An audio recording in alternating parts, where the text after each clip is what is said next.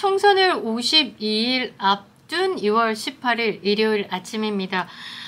이준석에 대한 이야기를 해볼 건데요. 이준석이 지금 최대 위기의 상황에 봉착한 것이 아닐까라는 생각이 드네요. 지금까지 땡깡 정치를 벌여왔지만 여의도 금쪽이 쭈쭈쭈 하고 잘 지내다가 이번에는 그렇게 받아주지 않아서 이런 상황들이 여실히 드러난 것이 아닐까. 그래서 지금 빤스런 숨었다라는 이야기가 있습니다. 이 모습은요, 의료 대란의 설계자 안상훈이가 숨은 것처럼 이 개혁의 신당 합당과 돈을 지 마음대로 쓴 이준석의 또 숨은 상황과 비슷하다라고 저는 평하고 싶네요. 매주 월수금에 오전에 최고위를 갑자기 연기하면서 17일 날 기자회견을 예고했고요. 최악의 정무적인 감각을 보였죠. 기자회견 취소에 대한 이런 반구 없이 숨었습니다. 일방적인 취소죠. 그러니까 싸가지 정치론 다시 부상합니다. 양향자 의원이 이렇게 얘기합니다. 가치와 비전, 철학과 목표 분명하지 않고 정치적인 세력이 규합했다. 100년 정당은커녕 일주일도 못 간다. 이런 식이라면 그러니까 답답한 속내를 드러낸 글을 썼다라고 여러분들이 봐주시면 될 것 같고요. 좌우 진보, 이념, 정파의 낡은 가치를 버리고 강을 건너자. 여기에 뺨이 하나 더 보태겠습니다. 과거에 익숙한 구태와 결별을 하고 새로운 미래를 향해서 나아가자, 향해 가자 이러면서 이제 불끈하고 당 나가고 있는데요. 일단 이준석과 함께 한다는 것 자체가 쉽지만은 않다. 누구 사회적인 구성원으로서 조화로운 삶을 살아온 인간 자체가 아니기 때문에 나쁘게 얘기하면 도구다 이런 식으로 이야기를 하죠. 그래서 이렇게 향해 가자 으쌰 해봤자 이준석이 생각하는 판이 아니라면 판을 깨고 엎고 나온다. 그래서 불안한 마음을 이렇게 글로 표현한 것이라고 보는데요. 김종인은 이준석의 편에 살짝 서서 이야기를 합니다. 젊은이에게 힘을 실어다 줘라. 그 말은 이낙연 당대표에게 하는 말인 듯 한데요. 이준석이 잘하고 있는데 주변에서 세력을 합쳐야 된다고 하니 얼떨결에 덜컥 합친 듯하다. 생리적으로 맞지 않다. 이준석 밑으로 다 들어와, 다 꿇어 이런 줄 알았는데 현실이 그게 아니다라는 걸 이준석이 아는 순간 이제 튀어나간다라는 뉘앙스로 이야기를 하는 거죠. 융화 없다. 그리고 새로운 조직이 당연히 처음에 결합할 때는 불협화음이 날 수밖에 없다. 잘 수습하라. 그러니까 그 안으로 절대 들어가지 않겠다라는 내용이죠. 정치성이 맞지 않으면, 극복하지 않으면 이거는 죽도 밥도 안 된다는 식으로 이야기를 했는데요. 그리고 이낙연 대표에게 이렇게 말했다고 합니다. 원로로서 그 정도 나이 드신 분은 총선, 대선 출마도 안 된다. 웃깁니다. 이낙연 대표하고 띠동갑입니다. 현재 84세 한참 행님도 좋게 봐준 거죠. 원로로서 그 연세에 비대위원장하고 공간위원장 하면서 노역 중에 노역 오브 노역을 보이는 사람이 아무것도 안 하고 푹 쉬면 되지. 지금도 정치판에서 그 노역을 버리지 못하고 있는 게 김종인인데 또 대표적인 사람 하나 있죠. 해골찬. 그런데 이낙연 당대표 보고 대권을 놓으라 라는 이야기를 하니 이낙연의 지지자들 조금 부글부글 한다는 거죠. 아무튼 이렇게 구성원과 항상 트러블 메이커인 이준석이 불협화음, 항상 조화롭지 못한 삶을 가지고 있는데 이거는 리더가 아니라 심술쟁이에 가깝다. 그래서 최근에는 이준청조도 있다가 준청래도 있다가 이번에는 또 새로운 게 이강준석이라고 이야기를 하더라고요. 최근 CBS 노컷뉴스에서 한국사회 여론조사에 의뢰해서 15일 16일 남녀 1,007명을 대상으로 정당 지지도 조사를 했습니다. 국힘이 44%, 민주당이 37.2%, 개혁신당이 6.6%입니다. 전체적으로 봤을 때 민주당 표를 잠식한 것으로 해석이 되는데요. 보수, 사회적 보수, 개혁 보수를 말을 하면서 국민의힘에 탈당하고 신당하고 별짓을 다 했죠. 그 말은 나를 제명했어. 나 국힘에서 굉장히 소중한 존재야. 당대표까지 했어. 니들이 나를 버려 국힘에 스크러치 내겠어. 이랬는데 실제적으로 수치를 보니 민주당 표를 잠식하는 효과를 가지고 있는 개혁의 신당에 지금 이준석이 아마 머리가 깨질 것이다. 이해관계로 뭉쳐져 있는 집단에서는 트러블이 나는 이유는 한 가지로 봐야 됩니다. 결국은 돈입니다. 15일 데드라인을 두고 양정숙 더불어시민당도 손절한 그녀를 영입하면서 6억을 확보하고요. 3월 22일 날 다시 나올 25억까지 보태기 하면 31억에 대해서 총선 자금으로 확보했습니다. 이 총선 자금은 선거에 돈 때문에 힘들어하지 말고 민주주의를 위해서 정당을 활성화시키기 위해서 국가에서 돈적으로 힘든 부분 지원해줄게 하고 국민 혈세를 짜서 거기에 보태기 한 겁니다. 돈 장사 하라는 게 아니죠. 이렇게 돈이 딱 들어오자마자 사무총장이 김철근입니다. 이준석이 당대표 시절부터 함께 했던 전과 5범 그리고 성상납 혐의를 제보한 사람에게 입막음하기 위해서 새벽에 대전 유성으로 내려보내서 7억 각서를 쓴 그 김철근이라는 사람이 사무총장으로 있는데요. 이 김철근이 6억을 받자마자 컨설팅비라면서 정치평론가 박성민에게 지급을 해버립니다.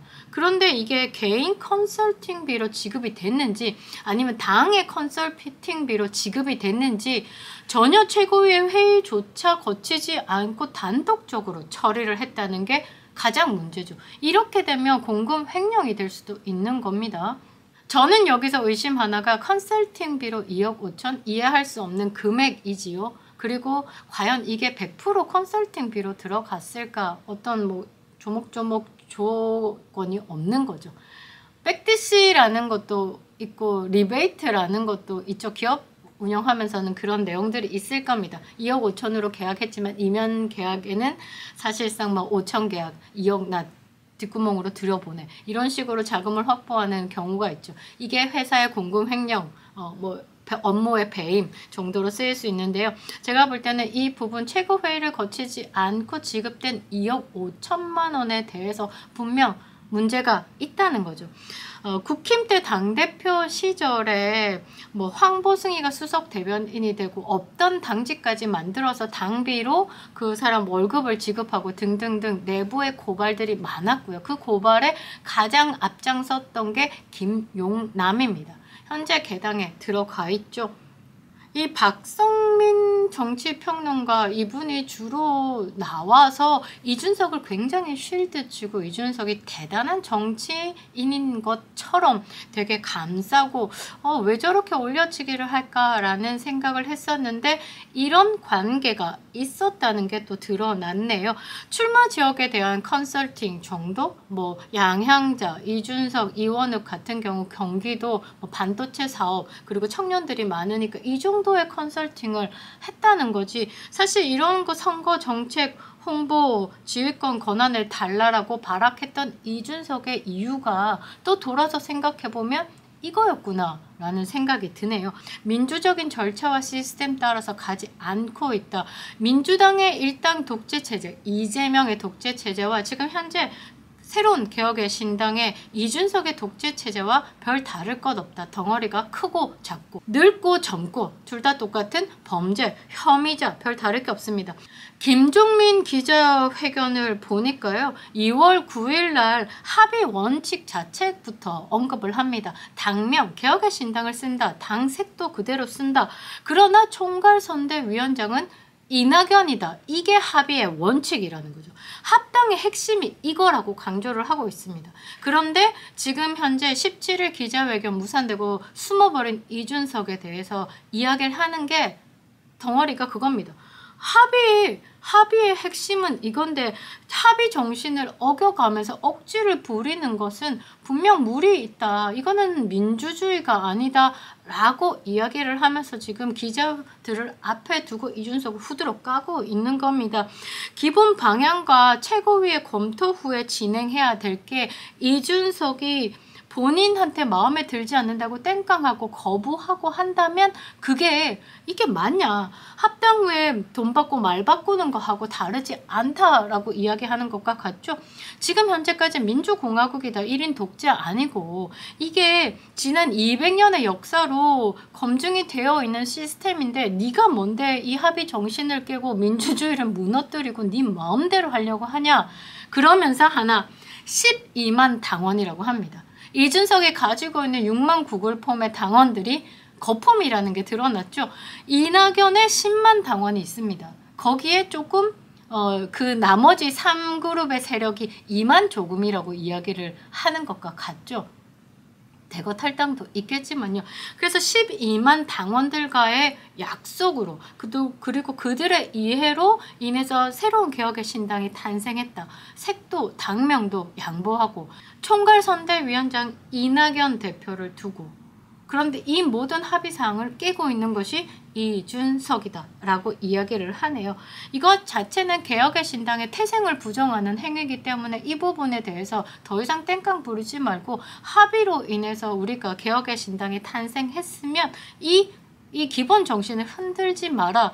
너 지금 제대로 돌아와서 반성하고 무릎 꿇어라. 이 말인 것 같아요.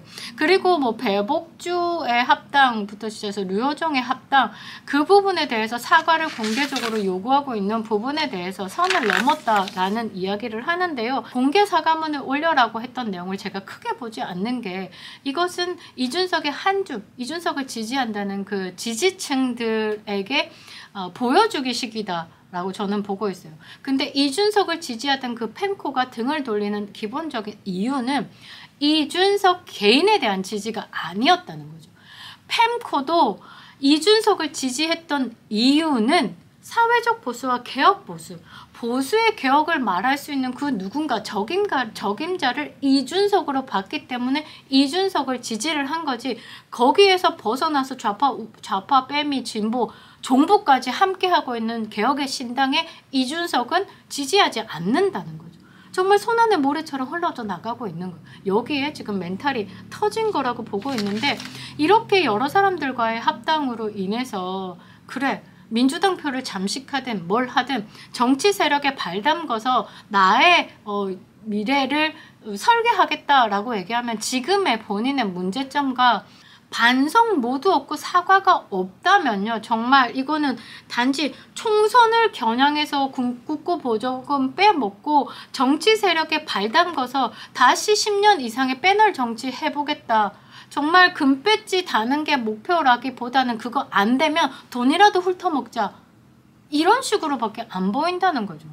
이 진정성을 보여주지 않기 때문에 지지자들도 지금 흩어지고 있는 거고 큰 뜻을 두고 모든 것을 희생했던 이제 합당의 세력들이 열이 받아서 기자회견을 한다는 거죠. 그리고 이 이준석 대표 스스로 선택한 일로 발생되는 일들, 일부 지지자들의 비판 이런 걸 본인 스스로 해결할 방법을 찾고 그 다음에 본인이 가는 선명한 길에 대해서 설명을 하고 이해를 시키고 이게 본인이 할 거지 개혁의 신당 당으로 들고 들어와서 본인의 입지 강화용으로 내 지지자들이 이만큼 분노하고 있으니까 사과문 올려줘 이런 식은 안 된다는 거죠.